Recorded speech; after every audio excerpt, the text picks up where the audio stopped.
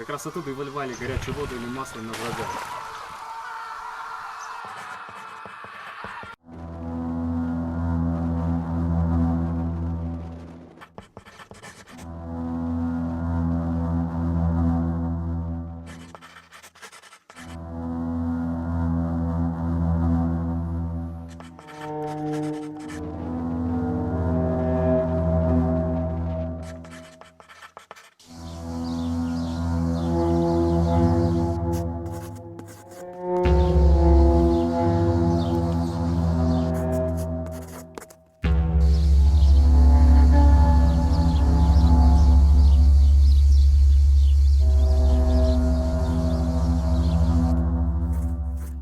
Ко входу в замок ведет большая каменная лестница, где дальше располагается подвесной мост, как раз который и поднимали в случае нападения, в случае боевых действий. Надеюсь, вам его видно. Ну, сейчас здесь, конечно, не канаты, а наши армированные тросы, но тем не менее вход в сам замок выглядит примерно так. Высота замка 21 метр, ширина каждой стены 16 метров, толщина стен 1,25 сантиметров. Замок был построен не как оборонительный. В 14 веке замок Колосин на несколько лет буквально перешел ордену тамплиеров. Позже, где-то года через 2, они покинули этот замок, потому что Папа V объявил рыцарей тамплиеров вне закона. Также в 1291 году замок стал центром обосновавшихся здесь рыцарей-госпитальеров ордена Святого Иоанна из Иерусалима. Вы можете слышать, что здесь есть акустика. Я сейчас говорю спокойным голосом, обычным, и тем не менее своды потолка резонирует мой голос, и получается вот такая. Кстати, здесь расположен небольшой камин, точнее, ну как небольшой. Я могу пролезть в него почти с головы.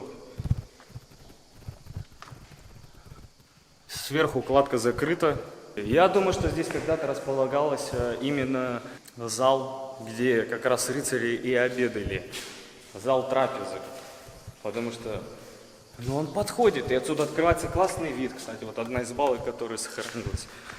И что здесь мне понравилось, это небольшие окошки с вот подобными скамьями, куда можно сесть.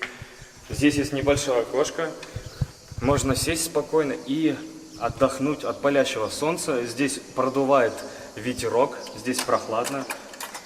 Ставни, кстати, можно закрыть.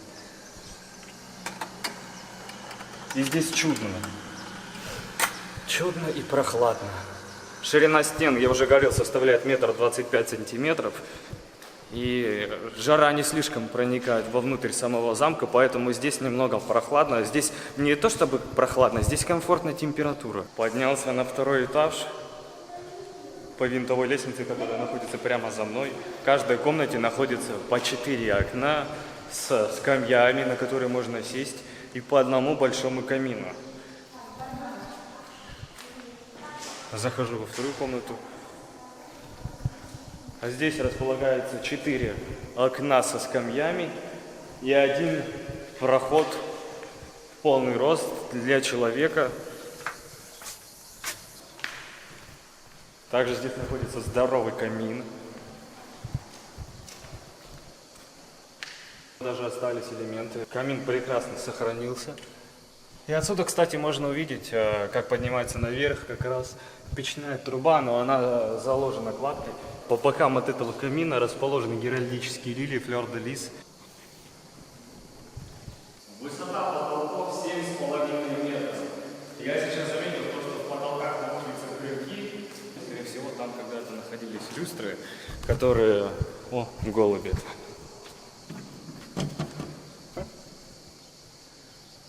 Эй! Какая здесь интересная створка.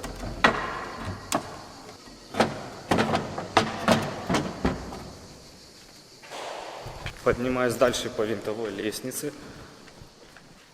Замок был построен в начале 13 века и не предполагался для защиты. Точнее, с этой целью он не строился. Именно отсюда пошло знаменитое кипрское вино Командария. Здесь до сих пор произрастают виноградники.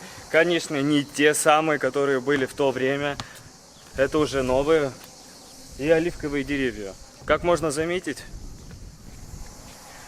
У замка сверху расположены бойницы, чтобы можно было вести огонь в случае нападения.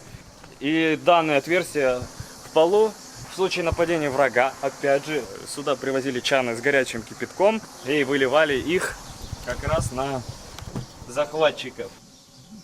Вон лестница. Прямо под низом располагается как раз тот самый вход, через который мы зашли. Напротив замка растет классное дерево. Замок высотой 21 метр. А дерево поднимается даже еще немного выше, чем сам замок. Может, ему столько же лет, сколько и самому замку. Вид с внешней стены. А вот здесь хранился сахарный тростник. И виноградники. Класс. Замок Колоси представляет собой массивное квадратное трехэтажное здание и служит прекрасным примером средневековой военной архитектуры. Спускаюсь на первый. На первом этаже расположено две комнаты. Высота комнат также 7,5 метров. И в одной из комнат сохранилась фреска размером 2,5 на 2,5 метра, где изображена сцена распятия Иисуса Христа. Вот как раз я сейчас вышел из-под винтовой лестницы. Прямо сейчас за мной и располагается та самая фреска. Фреска была написана где-то в 16 веке. Можете примерно представить размер фрески, но, как я уже говорил, она 2,5 на 2,5 метра размером, и она впечатляет. Если не судить строго, то она прекрасно сохранилась, потому что даже можно различить мазки кистями. На моей памяти это единственная сохранившаяся хорошо фреска времен Средневековья на Кипре. Монастыри я в счет вообще не беру, а беру именно замки. Это пока что единственная прекрасно сохранившаяся фреска таких огромных размеров. Геральдические лилии, собственно говоря, сама Дева Мария, Иисус Христос и святой Иоанн. К сожалению, мы утратили лики святых и не можем любоваться, но тем не менее все равно фреска впечатляет. Даже для такого замка эта фреска прям с большим украшением. Что хорошо, эту фреску защищает от рук и от воздействия внешней среды оргстекло. А ниже располагается вход в цокольный этаж. Проверим, что у нас. Еще одна небольшая бойница. Спустился на цокольный этаж. Здесь располагается 3 помещения, в которых предположительно служили местом для хранения продовольствия. Здесь проходит окно как раз через все 3 помещения. Первое, дальше находится второе, и где вы видите оранжевый свет, это 3-е помещение. Здесь высота уже не 7,5 метров, но они все равно высокие. А в 2 из 3 помещений располагается небольшой выступ, где как раз хранятся цистерны с водой. Пили они эту воду, кипятили, сливали ли ее на врага, здесь не указано. Если вы знаете, напишите в комментариях, мне будет интересно прочитать. Я немного ошибся, как раз под главным входом в замок располагается вход как раз именно в хранилище цокольного этажа, где располагаются цистерны с водой. Вот эта данная лестница была выстроена уже в 20 веке. И тем не менее, в то время, когда была осада башни, и когда выливали кипяток на врага, поступающего сверху, логично, что и здесь собиралась толпа людей, если, конечно, и здесь держалась тоже оборона, если, конечно, этот замок не имел потолка, как раз который ведет ко 2-му уровню, потому что, если вы можете посмотреть, стены замка разрушены, и к нему как раз ведет вот этот вот подвесной мост. Скорее всего, это было 2-этажное строение, по которому могли подняться, и единственный вход, который был, это вот этот подвесной мост, а цокольный этаж, он находился внутри самой башни. И именно монументальность строения самой башни позволило замку выстоять все эти землетрясения и прекрасно сохраниться. Вокруг самого замка есть небольшое убранство, вот такие небольшие помещения. Вход в замок стоит также 2,5 евро. Небольшие арки. Как раз прямо за мной располагается вход в замок с подвесным мостом. И выше располагается тот выступ. Если вы видите, можно различить, что там падает свет. Как раз оттуда и выливали горячую воду или масло на врага. С правой внешней стены замка располагается герб. И центральной составной частью этого герба является герб рода Лузиньянов. Он находится прямо в центре. Остальные 3 являются гербами рыцарей ордена госпитальеров. Сейчас там сидят голуби, я их разгоню, чтобы показать вам его более детально. А ну кыш! Так, а эти 2 походу смельчаки. Ну, кыш отсюда! Да им пофиг вообще. Пытка номер 3. Да чтоб вас! Последний, и я этих голубей оставлю в покое. Они даже не думают оттуда улетать. Ну ладно, к черту.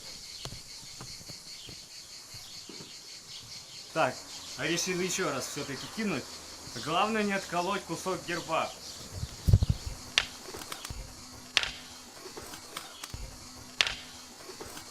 О, -1, остался еще один. Класс. Вот он, зараза, а? Вот он. Последний. Вот сволочь вообще. Гад, а? Все засрали тут. Я победил их, ура! Вон он улетел.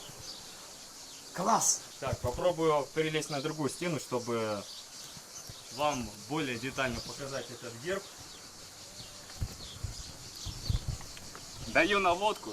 Королевский род Лузиньянов еще один раз встретится в моих роликах.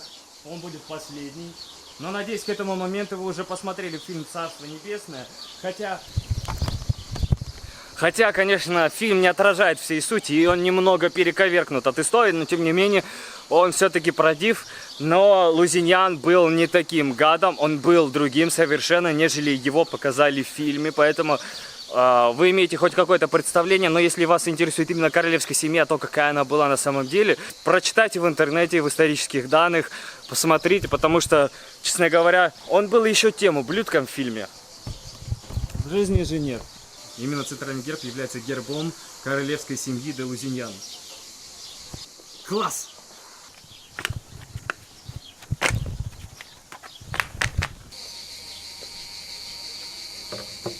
Вот, кстати, табличка с гербом, как он выглядит. Сейчас я поставлю камеру, чтобы вы могли примерно посмотреть в сравнении, каков этот замок с обычным ростом человека.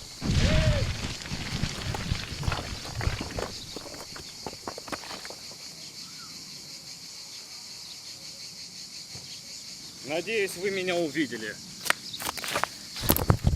Также справа от главного входа растет дерево, привезенное из Аргентины, Rosewood, которому 200 лет. Высотой оно 26 метров. И в обхвате ствол составляет 4,80. Они были правы. Класс. Ставь лайк, если любишь природу и деревья. Красивое дерево. Классное дерево, мне нравится.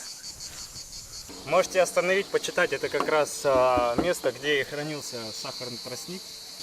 Само место сохранилось неплохо. Ну вот, постройки и комнаты, конечно, обветшали. А вот и кипарис, который растет выше, чем сам замок. Точнее, чем башня. Вы только посмотрите на эти сухие корни. Какими причудливыми формами они извиваются. И это как раз корни того самого дерева, которому более 200 лет. А вот тут сверху располагался акведук. Вся территория вот этого производительного цеха обнесена сеткой. Единственный вход, я думаю, либо с улицы можно перелезть, либо напротив будки, где продаются билеты. Но я так полагаю, что здесь не разрешено забираться сюда, поэтому посмотрим со стороны. Красивая картинка, мне нравится. Заметил ящерицу, она сидела здесь, не успел включить камеру, как она поднялась выше. А она прям здоровая. Вход в замок. Справа располагается колодец. Та самая стена, где расположен герб рода Лузиньянов. Высокий кипарис и старое дерево. Я думаю, что этот кипарис как минимум того же самого возраста, что и это дерево. На территории есть бесплатный Wi-Fi. И продажа билетов до 19:00. Замок работает только до 7. Имейте в виду, с 8:30 и до 7. На территории замка растет одно дерево. Со стороны оно непримечательное. Но это не простое дерево, а золотое. В общем, это дерево, на котором растет розовый перец. Он очень душистый. Вокруг земля вся опала перцем. Если вдруг вы приедете к замку Колосе, не упустите возможность нарвать здесь розового перца. Это чудесная просто приправа для ваших вкусных блюд. Я считаю, это просто классная находка. Посмотрите. Чудо. Впервые вижу, как растет перец. Для тех, кто задается вопросом, что привезти с Кипра, если вдруг вы будете у замка Колосе, обязательно подойдите к дереву и сорвите гроздь другой розового перца. Он душистый. Прям есть захотелось. Территория замка оборудована туалетами и также умывальником, где вы можете умыться, помыть ноги, освежиться в такую знойную палящую погоду. Направлялся к выходу и заметил у входа слева, совсем непримечательно, между деревьями и указателем спрятался камень с рыцарским гербом тамплиеры.